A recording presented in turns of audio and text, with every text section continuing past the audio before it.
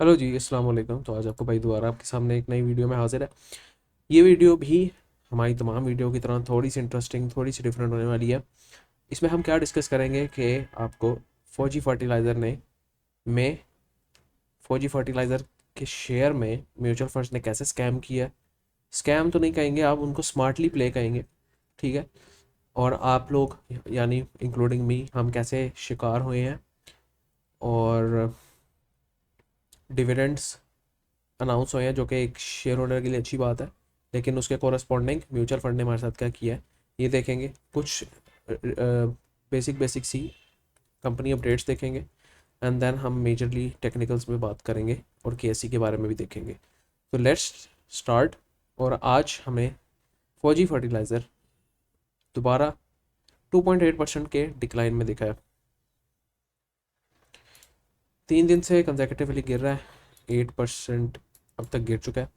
Volumes भी increase हो रहे हैं। अब हमने लास्ट फीपीलीपी में, जो लास्ट डे का फीपीलीपी था, उसमें देखा था कि जो फर्टिलाइज़र में मेजर जो सेलिंग की है वो किसने की है।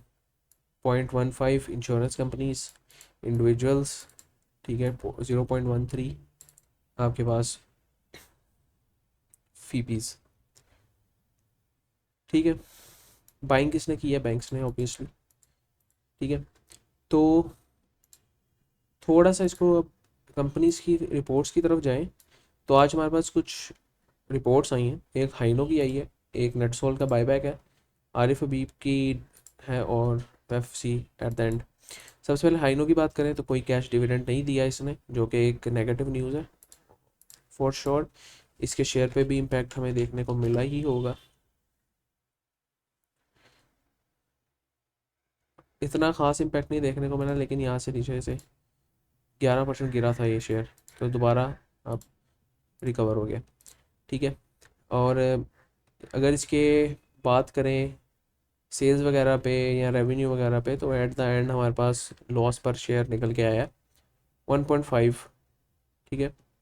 और 9 मंथ्स का 3.4। तो ये एक नेगेटिव चीज़ है, प्लस ये है भी सिक्लिकल। तो हो सकता है कि आपको अगले कुछ क्वार्टर्स में इसमें बेहतरी मिले, क्योंकि you can see a significant increase. Increase तो नहीं कहेंगे, डिक्रीज। हमारे पास जो रेवेन्यू है वो इंक्रीज हो रहा है, और एट द एंड हमारे पास ग्रॉस प्रॉफिट भी इंक्रीज हो रहा है। तो जिसकी वजह से हमें क्या पता आगे कुछ बेहतरी देखने को मिले इसमें। वैसे ये मेरा फेवरेट शेयर नहीं है, मैं इसमें इन्वेस्ट नहीं करता। Personal opinion, not a financial advice. NetSol में देखें तो नेटसोल में बायबैक्स हमें देखने को मिल रहे हैं कंजेकटिवली काफ़ी दिनों से, और हर तीसरे चौथे दिन बाद इसके बायबैक से नोटिफिकेशन आ जाता है। यहाँ पर आप देखें तो 1.5 लाख शेयर इसने दोबारा बायबैक किया 158.2 के रेट पे। और क्या नेटसोल में हमें कुछ इस तरह की सिचुएशन देखने को मिल रही है। तो 152 के रेट पे इन्होंने बायबैक किया है, और डेली में हमें कोई इस तरह की सिचुएशन नहीं देखने को मिल रही कि जिससे हमें पता लग रहा हो। ऑल दो हमें देखने को ये मिल रहा है कि ये अपने अ, एक हाई ट्रेंड में है, और ऊपर बहुत ज़्यादा स्पेस है जिसको ये अचीव कर सकता है। एक पॉजिटिव चीज़ ये है कि इसमें बायबैक्स देखने को मिल रहे हैं, जो कि एक कंपनी के लिए पॉजिटिव होता है हमेशा। वो बायबैक एक कंपनी क्यों करेगी, एक कंपनी तब बायबैक करेगी अपने शेयर्स को जब उसको लग रहा हो कि उस कंपनी के पास शेयर्स होना लाजमी है, और अपनी कंपनी में उनको ट्रस्ट हो और ज़्यादा पोटेंशियल दिख रहा हो। बिकॉज हमें कंपनी की इनसाइडर इन्फॉर्मेशन नहीं होती। यही हमें चीज़ यही बायबैक्स हमें इमेज में भी देखने को मिला था। और 16 रुपये पे हमने इमेज खरीदा था, और आज ये मेरे ख्याल से 20 रुपये पे ट्रेड हो रहा है, तो तकरीबन 30-40% के प्रॉफिट में हैं हम। तो यही चीज़ हमें नेटसोल में भी देखने को मिल रही है काफ़ी अरसे से। तो आप इस पर भी रिसर्च करें। और अब यहाँ पे अगर जिनको नहीं पता कि डीसीआर का डिविडेंड हमारे पास क्रेडिट हो चुका है, मुझे भी पर्सनली आ चुका है डिविडेंड, और मोस्टली लोगों को आ चुका होगा, तो ये बस उसका नोटिफिकेशन है। At the end very important thing जिसने मार्केट को हिला दिया है, एफएफसी। अब एफएफसी के बारे में all things are positive for now. 21 रुपये का पर शेयर का डिविडेंड भी दिया है, लेकिन इसमें मसला क्या है, इसमें क्या इशू है जो हमें फेस करने को मिला है आज, इसको हम डिटेल में डिस्कस करेंगे। तो 2-10% का dividend is very good dividend अगर आप इसको कंपेयर करें पीछे से भी, तो इसने ज़्यादा डिविडेंड दिया है। Obviously due to some stuff के उसने पहले डिविडेंड नहीं दिया और हॉल्ट कर लिया था डिविडेंड, तो उसके मद्देनज़र इन्होंने अच्छा डिविडेंड दिया है इस बार। तो एफएफसी ने हमेशा अच्छा ही डिविडेंड हमें दिया है। तो तकरीबन 21 रुपीज़ पर शेयर का डिविडेंड दिया है। तो 389 की प्राइस से अगर करंट प्राइस से मल्टीप्लाई कर लें तो तकरीबन 5.3% आपका इस क्वार्टर बनता है डिविडेंड। और अगर इसी तरह चारों क्वार्टर हमें यही एक्सपेक्ट करें तो इसी 21 रुपीज़ डिविडेंड एक्सपेक्ट करें तो तकरीबन 20% का डिविडेंड बनता है, 21% का, 22%, वैसे इतना बनता नहीं है, लेकिन ऊपर नीचे होती रहती हैं वैल्यूज़। तो 15 से 18%, 18 तक तो मिनिमम दे ही सकता है एफएफसी ईयरली। प्लस मैं एफएफसी को मल्टी बैगर इसलिए समझता हूँ क्योंकि एफएफसी को तो एक तो गैस सस्ती मिल रही है, ठीक है, इनका गैस का कॉन्ट्रैक्ट मारी के साथ है, लेकिन जो हमारे पास दूसरी कंपनी इसके मुकाबले में ईफर्ट है उसका गैस का कॉन्ट्रैक्ट एक थर्ड पार्टी, एक बीच में मिडल पार्टी है उसके साथ है, वो इवेंचुअली गैस मारी से लेती है। तो एक जो थर्ड पार्टी बीच में आ जाती है तो उसकी वजह से हमारे पास यहाँ पर इनके प्रॉफिट मार्जिन में डिक्रीज देखने को मिल सकता है ईफर्ट में। एफएफसी की ऑल सिचुएशंस आर गुड। हमने यहाँ पे देखा है कि 2024 में यहाँ पर एनुअल में 2x इसकी अर्निंग्स हो गई हैं, डबल अर्निंग्स हो गई हैं, मतलब कि 23 रुपये थी और डबल होके 46 तकरीबन हो गई है हमारे पास। ऑल ओवर इसमें जो चेंज देखने को मिला है, इसकी कॉस्ट तो इंक्रीज़ हुई ही है लेकिन इसकी जो टर्नओवर है वो भी इंक्रीज़ हो गया है। तो इवेंचुअली ग्रॉस प्रॉफिट ज़्यादा निकल के आया है और डिस्ट्रीब्यूशन कॉस्ट भी ज़्यादा, ऑब्वियसली ज़्यादा माल बेचा तो ज़्यादा डिस्ट्रीब्यूशन कॉस्ट होगी। तो नेट हमारे पास ये वैल्यूज निकल के आई हैं। फाइनेंस कॉस्ट को मल्टीप्लाई करते हैं, इन्होंने फाइनेंस कॉस्ट अपनी बहुत अच्छी मैनेज की है। उसके बाद मल्टीप्लाई मतलब निगेट कर दें तो उसके बाद लाइबिलिटीज़, अनवाइंडिंग लाइबिलिटीज़ और loss allowance of subsidiary receive from GOP, ये सारी निकाल के हमारे पास जो नेट निकल के आता है वो निकल के आता है ये रकम, जो कि इससे तकरीबन आप समझ लें कि तकरीबन तकरीबन 2 गुना है, नहीं 2 गुना तो खैर नहीं है, हाँ 2 गुना है, ठीक है। तो इवेंचुअली आपके पास जो आफ्टर पैट निकल के आता है, प्रॉफिट आफ्टर टैक्सेशन, तो वो ये निकल के आता है और प्रॉफिट बिफोर टैक्सेशन ये निकल के आता है। इवेंचुअली आपके पास जो अर्निंग है इसलिए ज़्यादा हुई है हमारे पास, ठीक है। तो ये थी हमारे पास मेन मेन चीज़ें। कैश फ्लो को देखें तो कैश फ्लो हमारे पास वेरी एक्सीलेंट। तो एट द एंड आपने बस मेजर मेजर अगर बेसिक स्क्रीनिंग करनी है तो आप कैश फ्लो को देख लेंगे ना, एक इंक्रीज़ होना चाहिए और एक पॉजिटिव होना चाहिए, तो वो है, तो ऑल गुड फॉर नाउ सारों में, इन्वेस्टिंग में भी, फाइनेंसिंग में भी और इस तरह आखिर में भी net cash and cash equivalents, ठीक है, ऑल गुड फॉर नाउ, ठीक है। कंसोलिडेटेड में भी आप देख सकते हैं वहाँ पे भी ईपीएस वगैरह इंक्रीज देखने को मिली। तो तमाम चीज़ें पॉजिटिव हैं, तो हमें नेगेटिविटी क्यों इसमें देखने को मिली है। और पर्सनली मैं भी खुद अपनी बात भी करूँ तो मैंने यहाँ पर पोजीशंस बनाने का सोचा हुआ था एफएफसी में जब इसका डिविडेंड अनाउंस हुआ था, लेकिन कोई मूवमेंट नहीं देखने को मिली हमें इतना कोई ख़ास। तो सॉरी एफएफसी मैं इमेज देख रहा हूँ, तो यहाँ पर हमें कोई मूवमेंट इतनी कोई ख़ास देखने को नहीं मिली, जिसकी वजह से एक तो लोगों में बहुत एक तरह से कन्फ्यूजन फैल गई है कि एफएफसी ने हालांकि इतना अच्छा डिविडेंड दिया है लेकिन उसमें इतना हमें मूव देखने को क्यों नहीं मिला। उसकी वजह मैं समझाता हूँ आपको।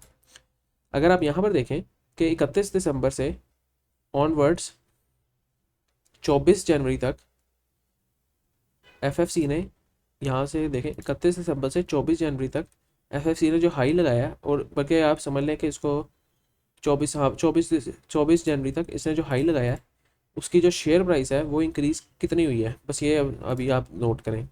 यहाँ से ये शेयर उठना शुरू हुआ है, इसकी शेयर प्राइस इंक्रीज़ होना स्टार्ट हुई है और ये गई है इधर, ठीक है, जो कि तकरीबन 13.5% बनता है। और अगर इसको आप प्राइस वाइज कैलकुलेट करें तो ये यहाँ पर मैक्सिमम ये इस 24 जनवरी तक गई है 415 तक, और 366 मतलब 49 रुपीज़ का इंक्रीज देखने को मिला, राइट। इतना बात समझ में आया आपको। तो इसका मतलब अगर मैंने यहाँ पर यहाँ पर डाला होता, यहाँ पर निकाला होता, तो मैंने 49 रुपीज़ पर शेयर कमाया होता। इतना समझ आई। तो ये मैं कमाता कैपिटल गेन से। लेकिन अगर इसके बरक्स में देखूं कि मुझे डिविडेंड कितना मिला है, तो मुझे मिला है इतना, ठीक है, राइट। तो एक अक्लमंद बंदा क्या करेगा कि यहाँ से यहाँ तक कैपिटल गेन लेगा, या फिर यहाँ से यहाँ तक वेट करेगा और फिर डिविडेंड लेगा। ऑब्वियसली कैपिटल गेन लेगा ना, क्योंकि वहाँ पे उसको ज़्यादा प्राइस मिल रही है। अब यहीं का 31 से लेकर आप 24 जनवरी तक का फीपी लिपि देखें। 31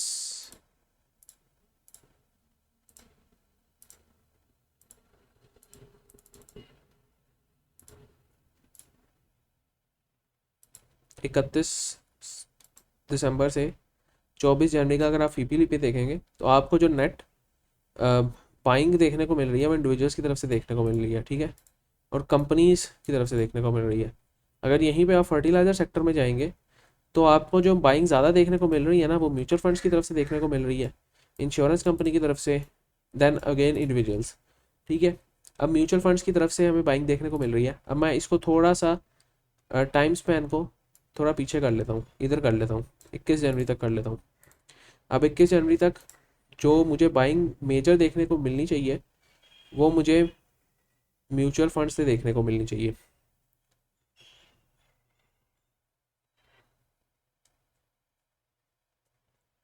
यहाँ पर हमें फर्टिलाइज़र में तो देखें, यहाँ पर तकरीबन तकरीबन म्यूचुअल फंड इंडिविजुअल ने सेम बाइंग की है, ठीक है, एफएफसी में।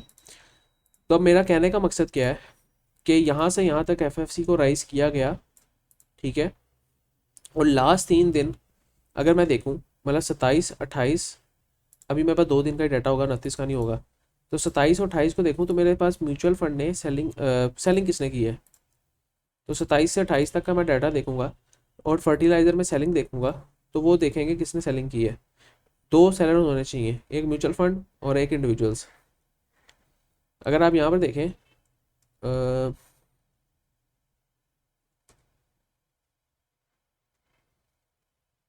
ठीक है, इंडिविजुअल्स ने बाइंग की है और म्यूचुअल फंड्स ने सेलिंग की है, ठीक है। ज़्यादा सेलिंग नहीं हमें देखने को मिली, लेकिन म्यूचुअल फंड ने की है सेलिंग फर्टिलाइजर्स में। प्लस हमारे पास ब्रोकर्स ने की है सेलिंग, बैंक्स ने की है सेलिंग, फीपीज ने की है सेलिंग, ठीक है। अब यहाँ पर इन 2 दिनों में बैंक्स वगैरह ने सेल किया है, और हल्का फुल्का म्यूचुअल फंड, एक म्यूचुअल फंड ने सेल किया, दूसरे ने उठाया है, क्योंकि नेट नेट हमारे पास बाइंग सेलिंग यहाँ पर देखने को मिल रही है। ओके, तो मेजर प्लेयर्स कहाँ पे एग्जिट हुए हैं, ये 3 मेजर प्लेयर्स होते हैं, ठीक है। ये 3 ब्रोकर्स वगैरह, बैंक्स वगैरह मेजर प्लेयर्स होते हैं। म्यूचुअल फंड्स में भी आप देखेंगे इन्होंने भी सेलिंग की है। तो ये 3 मेजर प्लेयर यहाँ पर निकले हैं ऊपर। इसका क्या मतलब है कि उनको डिविडेंड नहीं ना चाहिए था, इसलिए यहाँ पर निकले हैं। और आज भी आई एम प्रिटी श्योर कि यहाँ पर मेजर जो एक्यूमुलेशन होगी वो इंडिविजुअल्स की तरफ से होगी और सेलिंग इन बैंक्स वगैरह और म्यूचुअल फंड्स की तरफ से होगी। अब कहने का मकसद ये है कि म्यूचुअल फंड्स ने यहाँ पर हैवी एक्यूमुलेशन करना स्टार्ट कर दी थी। इधर मिलियंस में माल उठाया था, यहाँ पे हम देख सकते हैं मिलियंस में माल उठाया शुरू कर दिया। जब यहाँ पर गए, ठीक है, यहाँ पर इन्होंने 49 के प्रीमियम पे माल बेच दिया, और यहाँ तक आते आते इंडिविजुअल्स में हाइप क्रिएट होना शुरू हो गई थी एफएफसी की, ठीक है। अब एक हाथ से माल बेचा म्यूचुअल फंड ने, किसको, इंडिविजुअल्स ने, और इंडिविजुअल्स ने म्यूचुअल फंड से खरीद लिया। यहाँ पर इंडिविजुअल्स को महंगा माल चिपका दिया गया, ठीक है, और बैंक्स और ब्रोकर्स इन्होंने भी इंडिविजुअल्स जो कि मासूम रिटेलर्स हैं उनको महंगा माल अब यहाँ पर भी चिपकाया, हमने देखा है यहाँ पर, ठीक है, क्योंकि मेजर बायर्स कौन है, इंडिविजुअल्स हैं, और यहाँ पर भी चिपकाया इन दोनों कैंडल्स पे, इन दोनों दिनों में, ठीक है। और वो क्या 49 रुपीज़ पर शेयर का प्रॉफिट लेकर फुर हो गए, क्योंकि उनको इनसाइडर न्यूज़ होती हैं कि शेयर का क्या आने वाला है, डिविडेंड कितना आने वाला है, उनको इनसाइडर सारी न्यूज़ होती हैं। ठीक है, तो उनको पता था कि 21 रुपये से ज़्यादा फ़ायदा हमें 49 रुपीज़ में हो रहा है, तो इन्होंने यहाँ पे महंगा माल चिपका के इंडिविजुअल्स को निकल गए। अब सपोज यहाँ पर भी इंडिविजुअल्स ने इतनी बाइंग नहीं की और इनके पास टोटल 100 मिलियन का माल था सपोज। अब मैं ये सारा रिमूव करता हूँ, आपको बताता हूँ। सपोज इन्होंने यहाँ पर नीचे 100 मिलियन का माल खरीदा, यहाँ पे कहीं रेंज में एग्जाम्पल दे रहा हूँ, ठीक है, और यहाँ पर ऊपर इन्होंने कोई 90 मिलियन का माल बेच दिया। अब जो 10 मिलियन का माल है वो बच गया था क्योंकि मार्केट में इतनी ज़्यादा डिमांड नहीं थी और सेल ऑर्डर्स नहीं थे। अब ये तो जो है म्यूचुअल फंड्स और बैंक्स, ये हैं बड़ा शातिर दिमाग के। इन्होंने कहा कि अच्छा ठीक है, इसका डिविडेंड अनाउंस होने वाला है, हमने चूंकि यहाँ पे खरीदा है तो फिर भी हम प्रॉफिट में ही निकलेंगे अगर यहाँ पर निकलेंगे। ठीक है, चूंकि हमने मेजर क्वांटिटी यहाँ पे बेच दी है, अब जब इसका बैंक्स के डिविडेंड अनाउंस होंगे, एफएससी का डिविडेंड अनाउंस होगा, तो इसमें क्या होगा, 21 रुपये पर शेयर का डिविडेंड अनाउंस होगा, लोगों में इसकी डिमांड बढ़ेगी। ठीक है, तो मतलब क्या होगा, एफएफसी के लिए सेल ऑर्डर ज़्यादा आएंगे। ठीक है, तो उन सेल ऑर्डर्स के अगेंस्ट अपने हम buy orders, sorry buy order ज़्यादा आएंगे इंडिविजुअल्स के, कि खरीदो हमें डिविडेंड चाहिए, हमने खरीदना है, तो हम वहाँ पे अपने सेलिंग कर देंगे। ये 10 मिलियन का माल था वो हम सेल कर देंगे। तो अल्टीमेटली ये जो आपको इतना बड़ा वॉल्यूम देखने को मिला है, ये इसलिए देखने को मिला है आज। ठीक है, और आज के पीपीली पे भी आप आप देख लीजिएगा, तो मेजर बाइंग हमें इंडिविजुअल्स की तरफ से ही देखने को मिलेगी। ये मेरा पॉइंट ऑफ व्यू था। दूसरी चीज़ ये है कि एट दिस पॉइंट कि जहाँ पे एफएफसी, अगर मैं ड्राइंग्स को रिमूव करूँ और आपको कुछ 1 महीने का डाटा सिर्फ दिखा दूँ, 1 महीने पहले का, तो एफएफसी हमारे पास इतना ऊपर गया है और ऑल टाइम हाई इसने 436 का लगाया है, 34%। 1 महीने में हमें 34% इसमें इंक्रीज देखने को मिला है। तो क्या ये फेयर वैल्यू है इस स्टॉक की? ठीक है, तो क्या हमारे पास ये फेयर वैल्यू है इस स्टॉक की? तो कोई भी बंदा ये नहीं चाहेगा कि वो महंगी चीज़ खरीदे, वो यही चाहेगा कि वो महंगी चीज़ बेचे। ठीक है, जिन्होंने यहाँ पर म्यूचुअल फंड्स ने यहाँ पर माल उठाया, यहाँ पर माल उठाया, यहाँ पर माल उठाया, यहाँ पर माल उठाया, अब उनके पास हाई चांस था कि वो यहाँ पर बेचें। अगर आप इस कैंडल के सिर्फ वॉल्यूम देख लेना, 9.274 मिलियन का वॉल्यूम है। लास्ट 3 कैंडल्स के वॉल्यूम देख लें, ठीक है, तो आपके पास 20 से 1 मिलियन का वॉल्यूम है। ठीक है, यहाँ पर, और सपोज यहीं पे इन्होंने माल उठाया होता, ये 4 कैंडल्स में माल उठाया तो उन्होंने सारा माल यहाँ पे बेच दिया होगा। ये 3 कैंडल, 4 कैंडल्स, 5 कैंडल में माल उठाया, उन्होंने सारा माल यहाँ पे बेच दिया होगा इंडिविजुअल्स के हाथ में।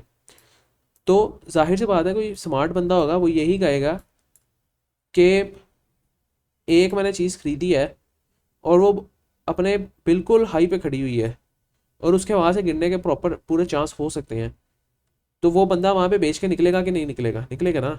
तो इस वजह से हमें यहाँ पर सेलिंग देखने को मिली है फ्रॉम फंड्स और बाइंग हमें देखने को मिली है फ्रॉम इंडिविजुअल्स।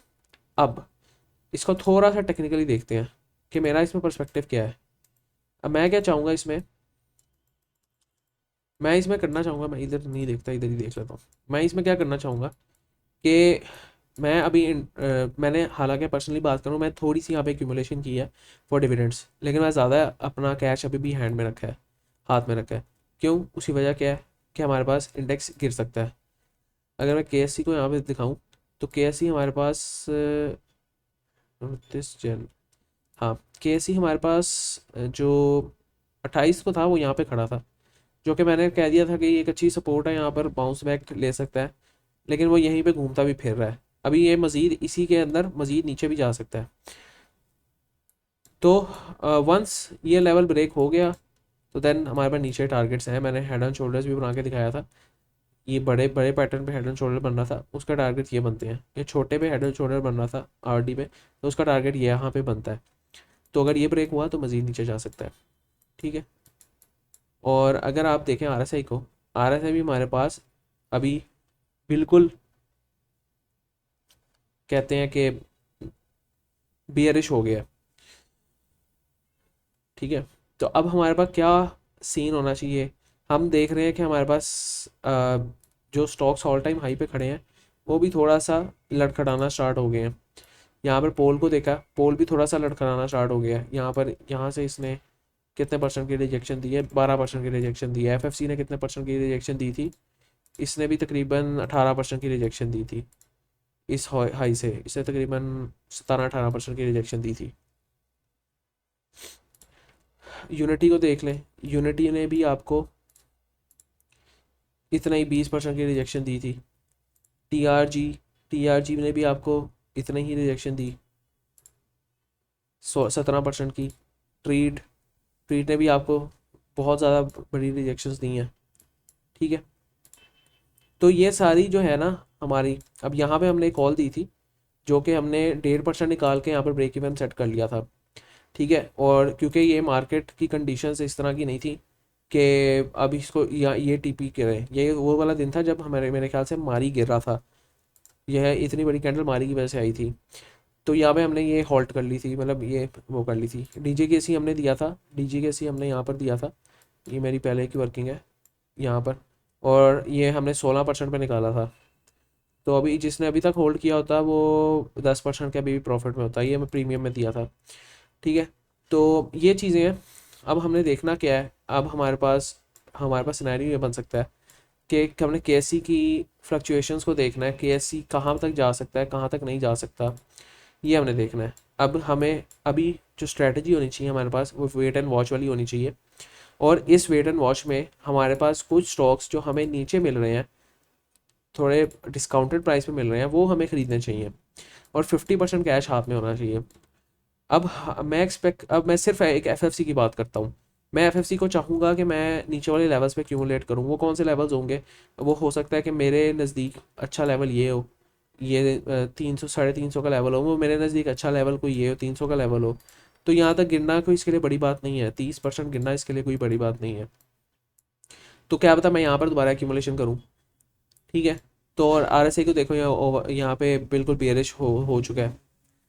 तो अ, मेरे कहने का मकसद ये है कि आपके पास कैश हाथ में होना चाहिए और आपको थोड़ा सा भी वेट करना चाहिए। ये नहीं कि आपने अंधाधुन अपना पैसा सारा लगा दिया है और फिर आप खाली हाथ होके बैठ गए हो।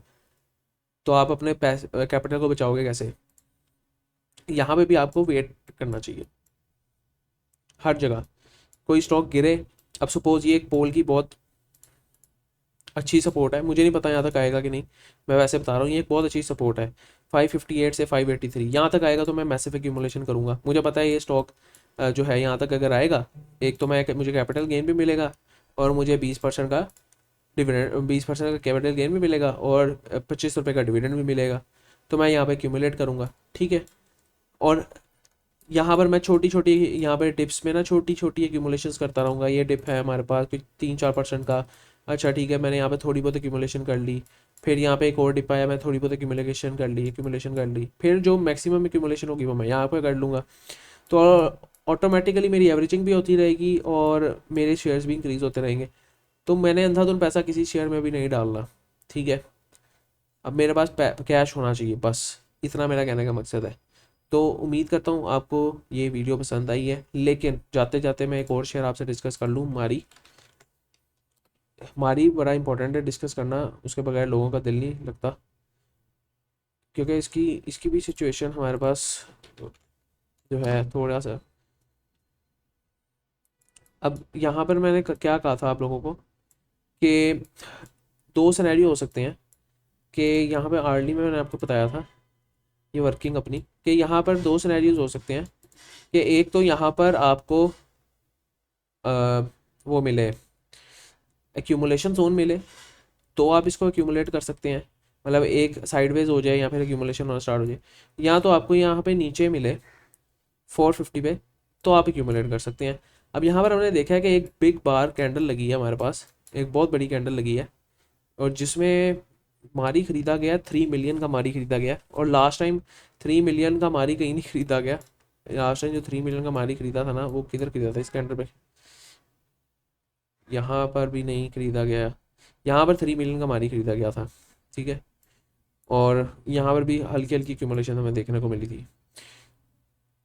यहाँ पर भी हमारे पास 1.72 मिलियन का मारी खरीदा। तो अब ये आपका पॉइंट टू बी नोटेड है कि O M C oil and gas exploration companies में आपने फीपी लीपी में जाके देखना है कि, और मुझे आपने कमेंट्स में बताना है, ठीक है, मैं तो खुद देख लूँगा, मुझे मसला नहीं है। आपने देखना है फीपी लीपी में जाके कि ये एक आर में इतनी बड़ी एक्यूमुलेशन किसने की है मारी में, ठीक है, ये एक आर के अंदर अंदर हुई है सारी। यहाँ पर उठाया इसने 77,000 क्वांटिटी, यहाँ पर 815 के क्वांटिटी, यहाँ पर 790 क्वांटिटी, यहाँ पर 556 क्वांटिटी।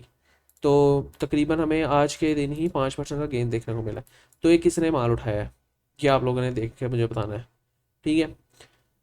तो ये इंपॉर्टेंट चीज़ है। और मारी को अभी एक्यूमुलेट करना या चाहिए या ना नहीं करना चाहिए, ये आपको फीपी लिपी बेहतर बताएगा।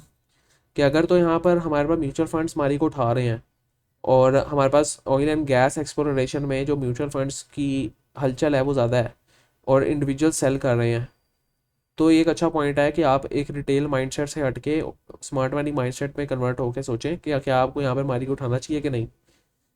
तो ये आपको बेहतर बता सकता है। 30 मिनट्स में बुलिश है बहुत ज़्यादा, आर्ली में भी बहुत बुलिश है। आर्ली में ये बुलिश इतना ज़्यादा नहीं है, लेकिन बुलिश में कन्वर्ट हो रहा है, ठीक है। डेली में भी हमारे पास बुलिश अभी नहीं है, डेली में भी बुलिश में कन्वर्ट हो रहा है। तो आपने मुझे बताना है कमेंट्स में कि हमारे पास मारी में क्या सिचुएशन बन रही है और हमें क्या करना चाहिए। तो उम्मीद करता हूँ आपको वीडियो पसंद आई होगी। वीडियो पसंद आई है तो मस्ट लाइक शेयर सब्सक्राइब और कमेंट्स करें। और thank you for your support. अल्लाह हाफिज़।